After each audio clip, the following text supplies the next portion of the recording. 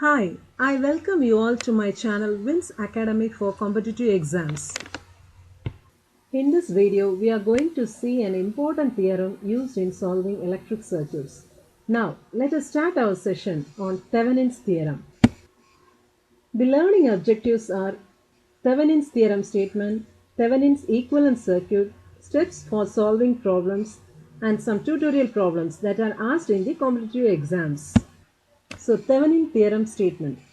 Thevenin's theorem states that any linear circuit consisting of voltage sources, current sources and resistances can be replaced by a single voltage source in series with a single resistance connected across the load.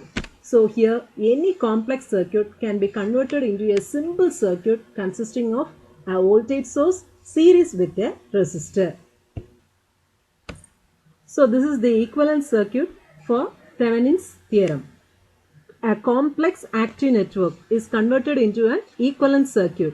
It consists of Thevenin's voltage source as well as Thevenin's resistance. Then finally it is connected across the load resistance RL.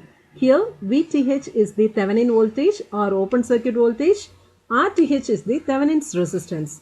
The load current IL can be calculated using the formula IL is equal to VTH divided by RTH plus RL.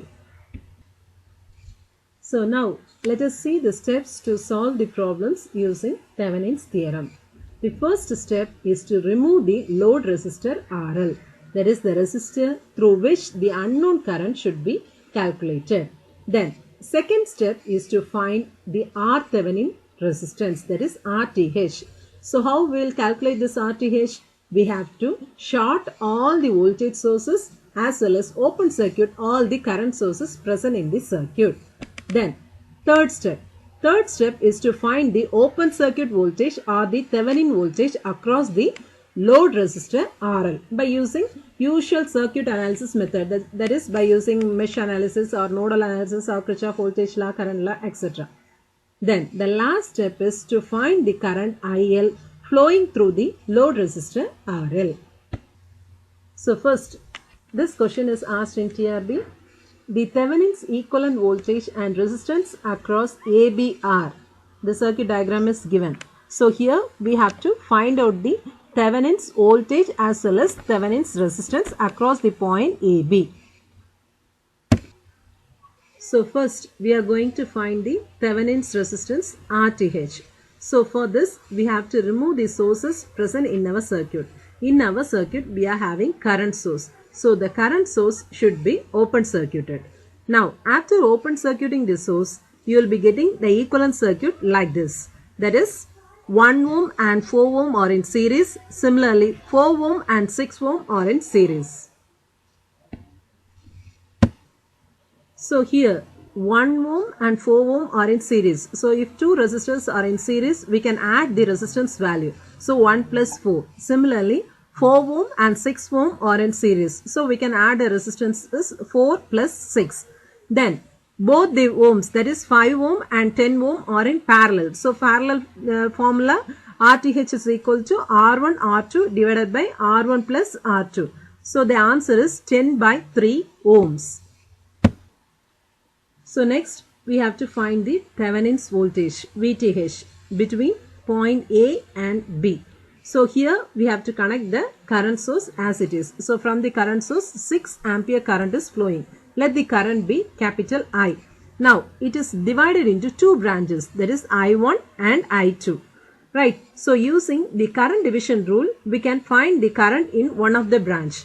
So current in one of the branch is equal to total current into other branch resistance divided by sum of the two branch resistances. So using that formula, I1 is equal to 6 into 4 plus 6 divided by 4 plus 6 plus 1 plus 4. So that is equal to 4 amperes. I2 is equal to 6 into 6 is the total current. 6 into 1 plus 4 divided by 1 plus 4 plus 4 plus 6. So that is equal to 2 amperes. So now let us calculate VTH. VTH is equal to VAB. Now we have to apply Kirchhoff voltage law in the loop. The arrow mark shown. Right. So here I1 plus VTH minus 4I2 is equal to 0. That is using the Kirchhoff's voltage law. So VTH is equal to 4 into I2 minus I1. So from this VTH is equal to 4 volt. So already we have calculated RTH. Now VTH is equal to 4 volt. So the answer is D option. So the next problem. This is asked in TNPSC. The Thevenin's equivalent circuit resistance RTH for the given network is. So from this network we have to calculate what is RTH. So here we are having two sources. One is current source and another one is voltage source. And two resistances, 2 ohm each. So here the first step is we have to remove the sources. So voltage source is short circuited and current source is open circuited. So we will get the figure like this. So here only 2 ohm resistance is there. So the answer is B. RTH is equal to 2 ohm. So the next question. This is asked in UPSC, IESC as well as GATE examination. In the circuit given below, viewed from AB, the circuit can be reduced to equivalent circuit as. Here they have not asked about Thevenin's theorem or any theorem. But from this answer, we can say we have to use Thevenin's theorem to find out the result. Because in the answer there is a voltage source and a resistor in series with it. Right. So first. So short circuit the voltage source. Now the two resistors are in parallel. We know the two resistors are in parallel means we have to use the formula R1 R2 divided by R1 plus R2. So RTH is equal to 2.4 ohm. Now we have to find the current I. So for this we have to use Kirchhoff's voltage law. So in this loop 10 plus 10I minus 5. 10 is the first current source and 5 is the second current source. So it is going in the plus 2 minus. So it is minus 5. Minus 5 equal to 0. So 10I is equal to 5. So from this I is equal to 5 by 10 amperes. So next we have to see the next loop as shown in the figure. So there we have to take the current flow as capital I. So here also we are applying Kirchhoff's voltage law. So VAB is the open circuit voltage, that is our Thevenin's voltage. VAB minus 10 plus 6I is equal to 0. So VAB is equal to VTH, that is our Thevenin's voltage, that is equal to 7 volt. So the answer is option B. So next we have to take the current flow as shown in the figure.